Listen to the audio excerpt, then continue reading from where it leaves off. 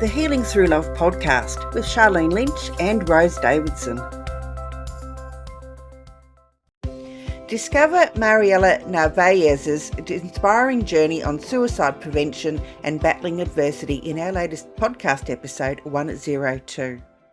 I came into pageantry really by accident and sometimes an unfortunate event that led me to be a guiding light to others in the darkness. I was a suicide attempt and survived, and I lost my nephew, Alan, who we miss dearly and think of him every single day. We lost him in 2021. And this was really the driving force for me to start talking about it, because I had never shared my story. And I told myself, if we can't share, our most weakness, our most vulnerable moments with others, how do we know that others are not experiencing the same? And that's what I realized when I started to share my story and aligned with the American Foundation for Suicide Prevention, and started to collaborate with them in events and, providing information. There's resources, there's numbers. There's now a 988 emergency line in the US, kind of like a 911. I know in different countries it's different things, but at least in the US, they were able to lobby and be able to change this emergency number. Welcome to another episode of Healing Through Love. Each week, we share ideas, experiences, and resources to increase the awareness of domestic and family violence and to empower survivors to grow and thrive. We talk with experts who share their advice, or with people who have experienced abuse, no matter where they are on their journey. This is all about healing through love. And now, here are your hosts, Charlene Lynch and Rose Davidson.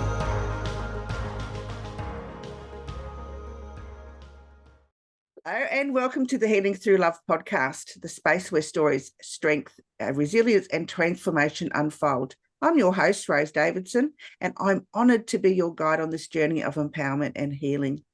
Today we have a special episode tailored just for you.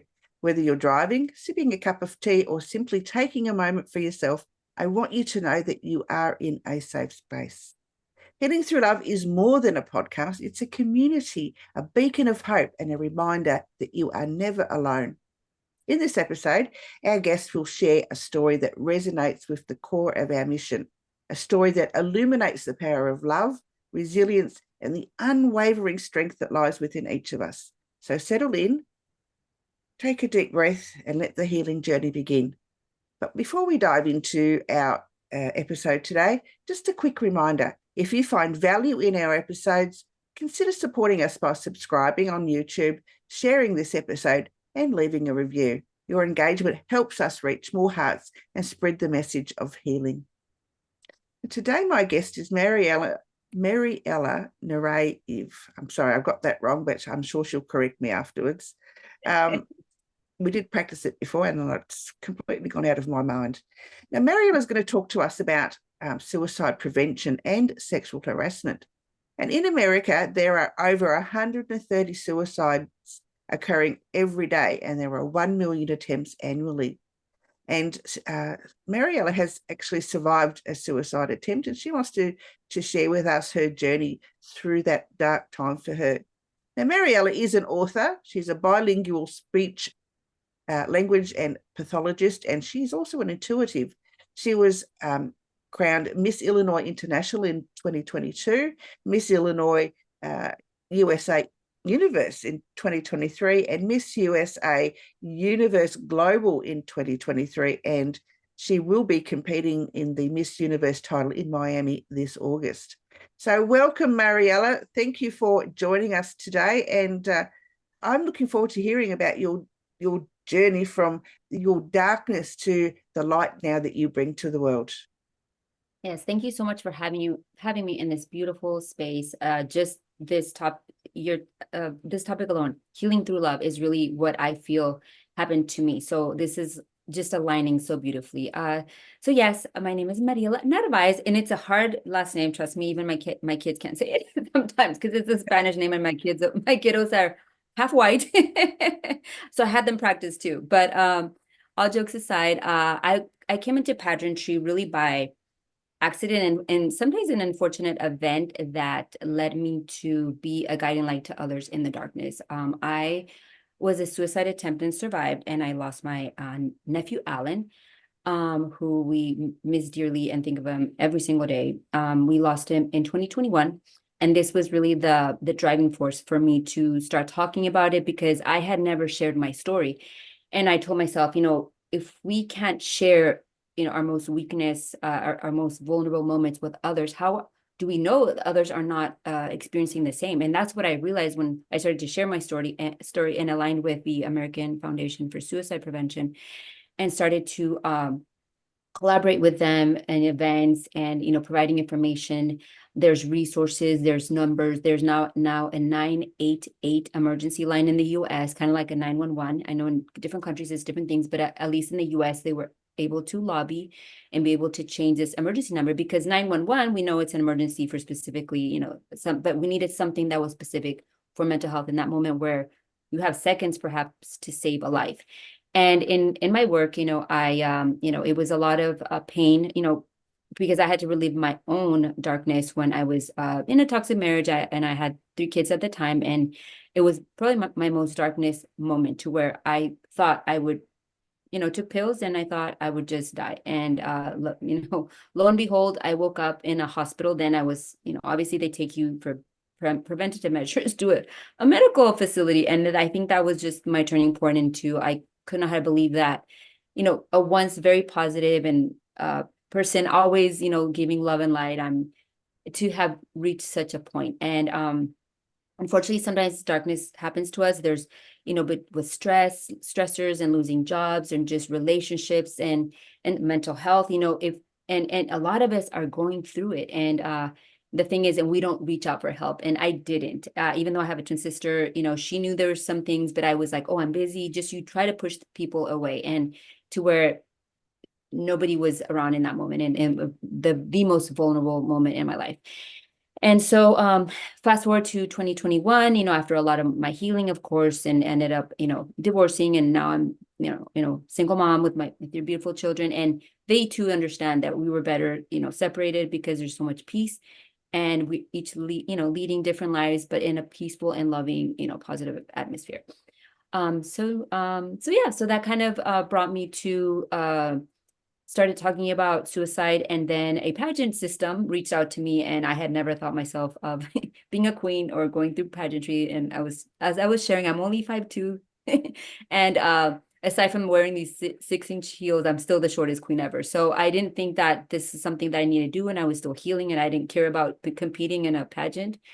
But this pageant director who I had met and talked to her, and she too had a very dark past in childhood. And she said, Mariela, you will have a bigger platform and more people to reach, because you'll be on TV, on radio, and all that. I was like, well, yeah, but I need to win first. So standing in that stage, I had no idea what I was doing. I felt like I was Miss Congeniality in this, world that I was just very familiar. But I just thought, okay, I'll just be myself. I always believe in that, and just share my story. And on that stage, I remember I had practiced like the speech 100 times. And of course, in that moment that I shared my story, I cried and I wept, but it came from my heart. And you could hear just like a pin drop in the room. Like everybody was silent. And then something happened. Like, I just remember a moment where I felt like other people felt, or they had gone through the same thing, because there were smiles, there was like claps, and I can't explain how the power of a moment, right? And I thought I was going to lose. I was like, there's no way. I just cried, and they told you to be, stay in posture and all this. And I was not, but I felt like I got the crown because it was a story that was true, and it came from my heart. And I'm, not trying to do this to, to pose and, take pictures. No, I really was, I'm still am, with a crown, without a crown. I didn't care if I didn't win. I'm going to continue to do this work for as long as I live, because I know that if we save one life, all this work was worth it. Because my nephew's life, which is one person, it affected 150 people. That's one on average. It's like a domino effect. It's family, it's community, it's, and that's what happened with my nephew. It destroyed us. And, but as a family, we have shifted and changed because we were in a very secret. We don't say anything. We don't talk about things. We didn't know he had mental health. Just as me, everything was fine. And it happens with a lot of families. It's not just Latinos, and it's a lot of minorities. But I know it's still in the European also. And so, I'm so sorry. So, unfortunately, we as a family had to heal. We all went, different type of therapy. We did retreats, and we healed from within. And we understood that sometimes we are going through things, and it was better to be truthful and see how we could be there for one another, because we realized in that moment that we were all going through a lot of dark things, and we were pretending like everything was okay. So we had to normalize not being okay, normalize that, we're going through things, and sometimes there's my mental health diagnosis, and it doesn't mean that we're a less of a human, or if you're bipolar, or if you just have depression, clinical depression, or if anything. All that matters is that we are accepting each other and loving towards each other, and see how we can be there for each other, rather than judging or, oh, how could you do this? And unfortunately with my nephew, we found out after he died that he did have different mental diagnoses, bipolar. And also he had tried an attempt twice before this one. So, that left us with, with hoping or wondering, what could we have done? If I would have known, right? I would have called, I would have done this. And the crazy thing is this, I was there. We were in the house when it happened. It was my sister and her family. It was supposed to be a weekend. We all went away to St. Louis, and it was a family event. And it happened like in a second. And it was weird because I just had a feeling, as I'm intuitive, I was trying to because I knew something was off, and and I was trying to follow him around. But again, he was at a point where he, in a moment where he was so dark, and all I could say is Alan, just know that we love you. And if you're going through anything, we're here. And within 10 minutes, he was gone. So in a way, I'm glad I told him that, because, in a way, I felt like I said goodbye, but that was never my intention, right? But in that last moment, of course, it's one of those moments that I keep replaying in my mind. I'm like, I should have just pulled him, or, but of course, you never know that he was going to do this, right? He was himself in a toxic marriage. He went outside, started fighting with the wife, and then he found a gun, and, all this. It's almost like those worst movie that you could ever live in. We were living it in that moment. And so, of course, it changes you. And my children as well, my own daughter went into a, outpatient mental services, because a program, because she herself started being suicidal, because of course she was very close to her cousin. And when you live trauma that way, she started to spiral, and everybody handled it in a different way. And unfortunately with my daughter, because we knew all this, and because I was working, I was just like, no, we gotta she had to leave school and focus 100% on her healing. But sometimes we have to do that, and it's okay. And I want people to know it's okay if you need a month off and from work or from wherever. And now they have wonderful programs. My niece, who is Lexi, is a sister of Alan, my nephew. She herself is working for Charlie Health, which is a mental health, mental support type of organization, where it's programmed, but it's not an inpatient. You can continue to live your life, and you can work and go to school and whatnot. But it's a lot of Zoom, and there is longer times, and every day very intensive for our different scenarios or different situations that we're living in. And that way we don't have to leave, because some of us still have to work, right? Some of us still have kids, and how do we handle all this? And so there's a lot of support and organizations that are assisting people who are going through this. And again, it's okay. Let's walk each other home. Let's be there for one another and heal through love.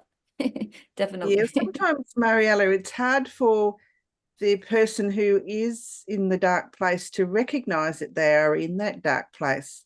And sometimes, they don't see any other way out than not being, to unalive, so they say, have thoughts of being unalive, and, thoughts of, that the world is better off without them.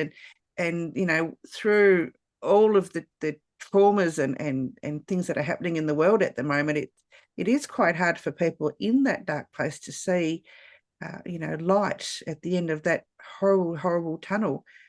So, what can they do, when they're in this dark space to recognize that they actually do need help before they come to that crucial decision?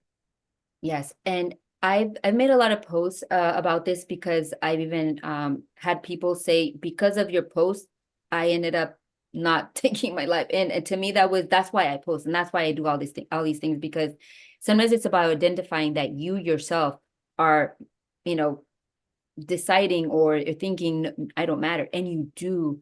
Everybody matters, whether we realize it or not. And I know some people's lives are very difficult. They're going through trauma, going through abuse. I mean, I've seen it all. Kind of interesting enough, the sexual harassment platform is because I was so tied to, I've been sexually harassed since I was 12. And so when you live through different things, there's a point where you just think, I mean, enough is enough. There's too much pain. I'd rather just not feel anymore. And I know a lot of people get to that point and don't recognize that, we have a choice, right? We always do. And, to me, it was obviously, it was a saving grace that I survived, obviously, because I could have not been here today. And I always tell people, because especially the people that lose people, through suicide, they think, oh, they're cowards, or, but actually trying to attempt, it's probably the most difficult thing that you're, doing, but you're thinking that other people are going to be better without you, and you're the problem, and we're not. And I always just say, love yourself first. Like, even if there's spouses or boyfriends or partners or friends, and maybe it's not the people that we need to be around to start off, because if we're already feeling bad in those energies, maybe that's an indicator that maybe it's those type of people. And sometimes it's better to be alone, or with one or two friends, but that are loving and supportive, than be with the wrong people. And I've learned that through my life. So I've kind of cut a lot of people in my life, but because I've learned that now, boundaries and what is healthy for me. But as we're going through that, sometimes just being alone is terrifying, and you're like, you're already going through these things. But it's just knowing that you are worthy, that you are loved, no matter what, and that you do deserve to be here, no matter what has happened, because sometimes we define ourselves through our past, through our action, what has happened to us, rather than who we are within our soul. And what's in our soul, it's an eternal, beautiful being full of light and love, that we deserve to be here in light, not live in darkness. And so it's about a choice of, maybe, that's why I say, if you identify with any of these signs, which, obviously, realizing that you don't matter, or maybe it's better, that the world is better without you. No, like, there's just these thought processes that we go through, when we're in these very, very dark times, that, that unfortunately we end up believing, so a lot of the people think that this is the only way out. No, there is another way out. And it's the light. It's through love, and it's through healing, which is even harder. I get it, because healing is a very long process, and you have to go back and look at things from your past, from your childhood, that have hurt you, that have put you probably in a state that we just want to forget. But I do feel like if we recognize that, call a friend, call a counselor, get on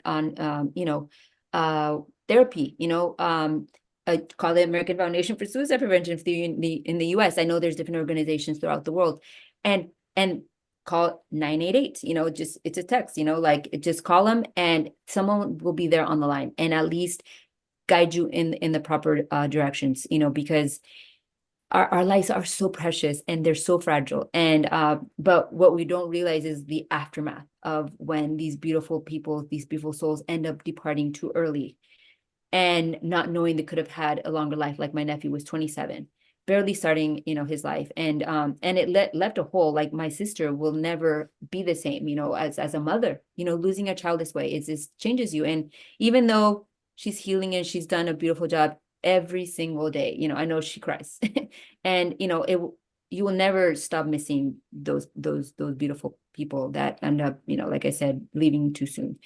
So it's just a reminder, and for most of us, all of us, really, to just be okay with reaching out, because we're so busy in our lives. And that's another thing that's red flags. Like, pay attention to your kids, to your friend, there's certain markers that I've noticed, because we're too busy and we're like, oh, I'll call him later, I'll text. No, if you notice something right then and there, do it. It has saved lives. And it doesn't take but just a few minutes. We all have, I get it, we're all so busy. But that's another thing I've noticed with talking through people who have lost, they're like, I knew there was something. I should have done, and the should have, could have, would have, it unfortunately does not bring that person back. All we can learn is from act on your intuition, act on those feelings, pay attention. And I'm very close to my kids, to my friends, and we have a truthful bond. I'm like, I'd rather know it than find out. And I'm not one to like, I'm like, we'll figure it out. And they're like, and they really, it's kind of amazing. My kids tell me everything, whether they made mistakes. I'm like, I'm not judging you. You're going to learn, right? This is learning. This is how you learn to be an adult. It's better to make mistakes now than when you're 30. Because sometimes as parents, we don't even allow our kids to make mistakes. But I'm not, I want to say I discipline with love. I am a little strict in some things, but when it comes to the big life lessons, I'm like, there's nothing you will tell me that will make me push you away, that you are not unworthy. We'll figure it out, because I feel like in my own growing up, everything had to be hidden. I couldn't tell my mom anything because she would chew my head off. Sorry, Mom, I love you, but she knows. We were all raised this way. So I prefer to know the truth and tell them the truth, because again, we're not perfect. I was never a perfect parent. I wish they give us a manual, right? But we just go, as we just maneuver, in our own way. And I just knew I had to do things differently as how I was raised. And I just knew, love and light, but also you have to just, guide. And, I do, like I said, have to take phones away and, grounded them for different things. But the most important thing was, for me, I always had to be truthful about my life, about the mistakes. And of course, you don't tell them everything, but, at least to know that we all learn this way and it's okay. Right. So with that in mind, they come in after a party or like, Mom, this happened or that happened, or, and sometimes my friends are like, they're like, man, your kids are really close to you. I'm like, well, because I had to do it this way. I don't want to lose them. I don't want to, and because of that communication, I feel like I know them now, right? If there's a little shift here, and especially my daughter, because she does go up and down with her depression. I want to say she has to go back like every January. She was this January, February, she had to go back to intensive therapy. And unfortunately it's I can't even like get her out of bed to go to school.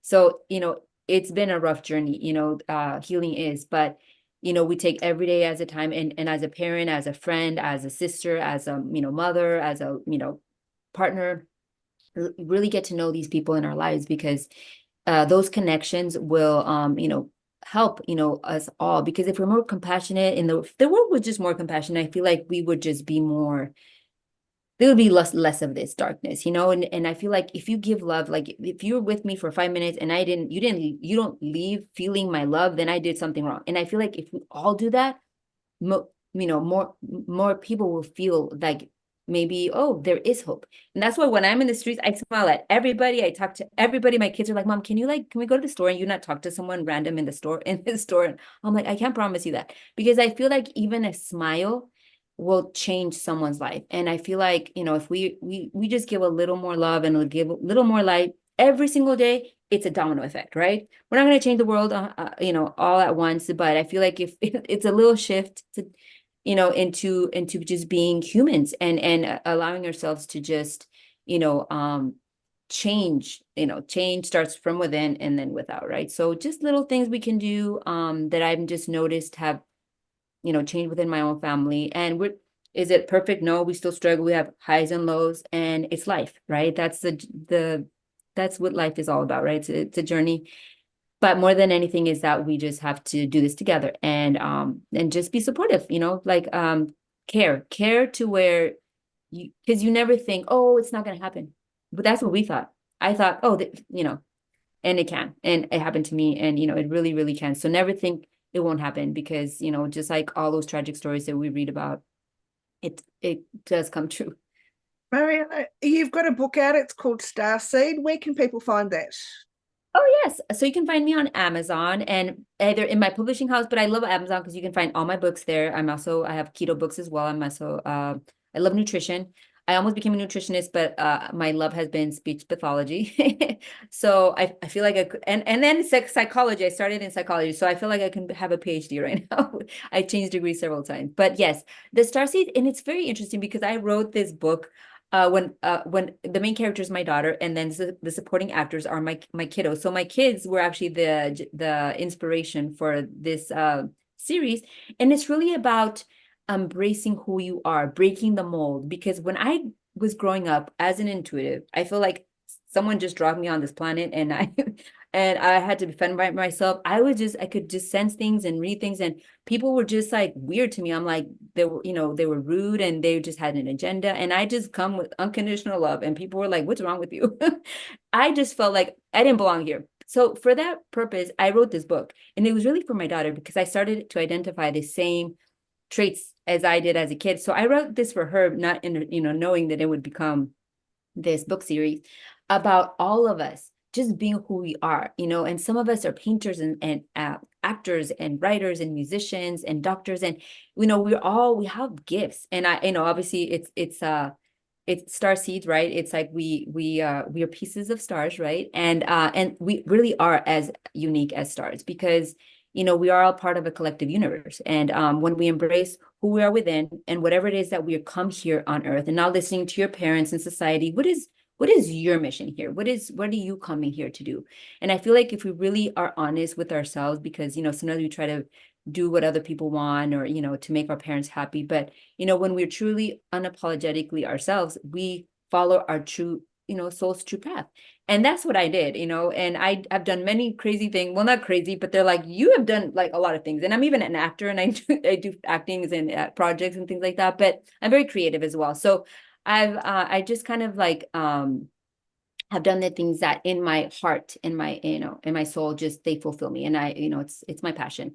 And so with that in mind, this book series is about that, breaking the mold. Of course, these kids have powers and they go through wormholes and go through different star systems and the Pleiades. It's kind of like a Star Wars meets Twilight and like Harry Potter all in one. But it's very spiritual because it's about really tapping with your soul's true purpose and your true self, which is our highest version of ourselves. So really leading our own truth and being you. And because I always say, if I'm never going to change for anybody else. I learned that the hard way with being with a person that just wanted me to be a specific way, and I was like, no, I'm always going to be me, and the right people will come to me. I will attract my soul tribe, and I have. And that's the most beautiful thing with all of my quirkiness and my anomalies and all of my likes and my, degrees and, all of my projects that I have and what I do. The right people will love you for who you are, and you don't have to change, and you shouldn't have to. That's another thing. We just have to be, proud of ourselves and not want to be like the neighbor or that person. I just want to be better than who I was yesterday, and that's the only competition I have. And I even have a twin, and we don't even compete it like that. We both have different paths. Mariela, it's been an absolute pleasure. If you want to reach out to Mariela, you can find her on her website. You can find her through her books. You can find her on Instagram and Facebook and on LinkedIn and on Twitter. And it's been an absolute pleasure. Thank you for sharing your journey with us today, Mariela.